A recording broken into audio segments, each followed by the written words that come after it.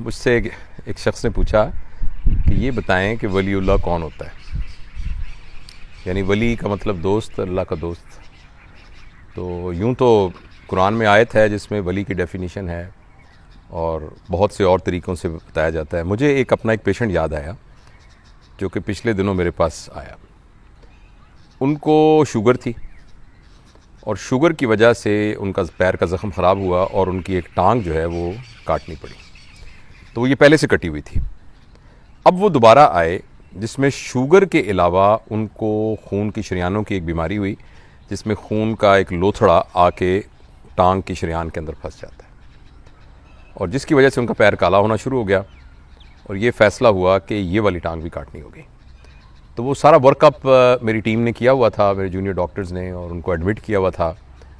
تو میں جب ان کو وزٹ کرنے گیا تو آبویسلی انہوں نے بچوں نے ابھی ان کو بتایا نہیں تھا کہ ایمپوٹیشن کرنی ہے، ٹانگ کاٹنی ہے.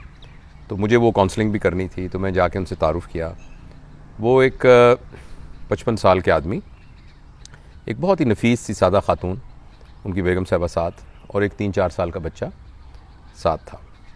تو میں نے ان کو بتایا، ان سے پوچھا کہ بھئی آپ کو پتہ ہے کہ آپ کو کیا بیماری ہے اور یہ کیا مسئلہ ہے. تو ایک ہمارا رول ہے ہمیشہ کہ جب بھی کسی کو کوئی بیڈ نیوز بریک کرتے ہیں تو ہم سب سے پہلے مریض سے پوچھتے ہیں کہ اس کو اس کے بارے میں کیا پتہ ہے، کیونکہ کئی دفعہ مریض کو پہلے ہی پتہ ہوتا ہے. تو یہ بات سمجھنے میں آسانی ہو جاتی ہے کہ اس کو کیا کہنا ہے اور کس انداز پہ کہنا ہے. تو جب میں نے ان سے کہا تو کہنے لگا ڈاکٹر صاحب مجھے پتہ ہے، میں پہلے بھی گزر چکا ہوں اس میں سے. میرا دل کرتا ہے میں پنجابی میں بات کروں کیونکہ وہ مجھ سے پنجابی میں بات کر رہے تھے تو شاید وہ اس زبان کے اندر وہ جو باتیں انہوں نے مجھ سے کیں وہ زیادہ اس کا اچھا اظہار ہو سکتا ہے.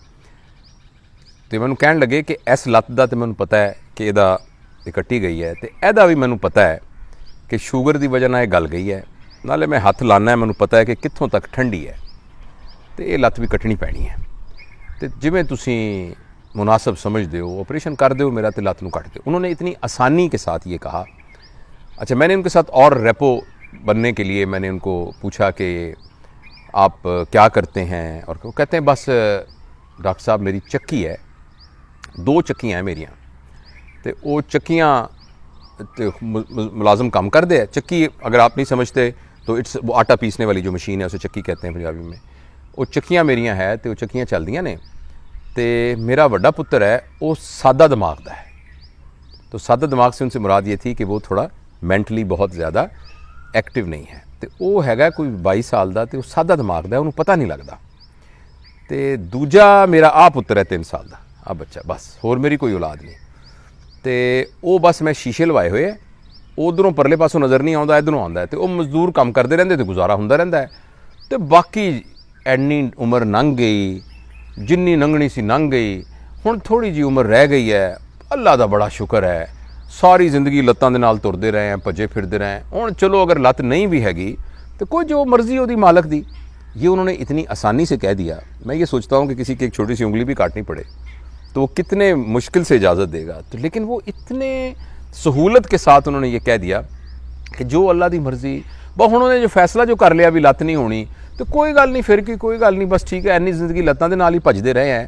تو باقی مینوں کسی نے دسیا مصنوعی لت بھی لگ جاتی ہے، لگ گئی تو ٹھیک، نہیں لگ گئی. اچھا، اس کے بعد میرا ان کے ساتھ ایک اچھا ڈیولپ، میں کہا بڑے اچھے آدمی ہیں فلانا. جب ان کا میں آپریٹ کرنے لگا، اور یہ انفیکٹ آج ہی کی بات ہے، آج ہی آپریشن تھیٹر کی بات ہے، مارننگ میں، اور میں نے ان سے تھوڑی سی اور بات کی. وہ ان کو چونکہ اسپائنل میں کرنا تھا، مریض جاگ ہی رہا ہوتا ہے.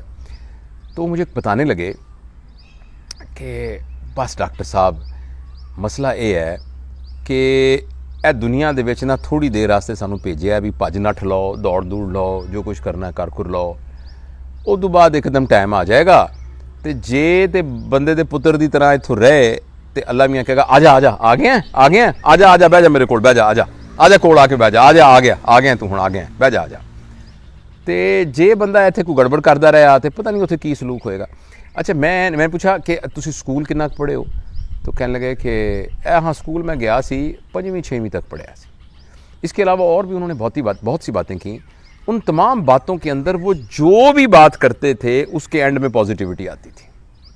اور ایک ایسا شخص جو کہ شوگر کے مرض میں مبتلا ہو اور اس کی دوسری ٹانگ کٹنے جا رہی ہے اور آپریشن ٹیبل پر بیٹھا ہو، اور وہ کوئی بھی بات نیگیٹو نہ کرے، اور ہر بات میں ہی شکر کرے. مجھے بہت ساری باتیں بھول گئی ہیں جو کہ اتنے سپونٹینیس فکرے اس 2 دن کے اندر میں نے ان سے سنے کہ جس میں انہوں نے ہمیشہ پازیٹیو بات کی. مثلا انہوں نے کہا بھائی جدو ڈاکٹر صاحب میرے کو تھوڑے جے پیسے ہو گئے تو میں 4 دکاناں ہور لے لیاں.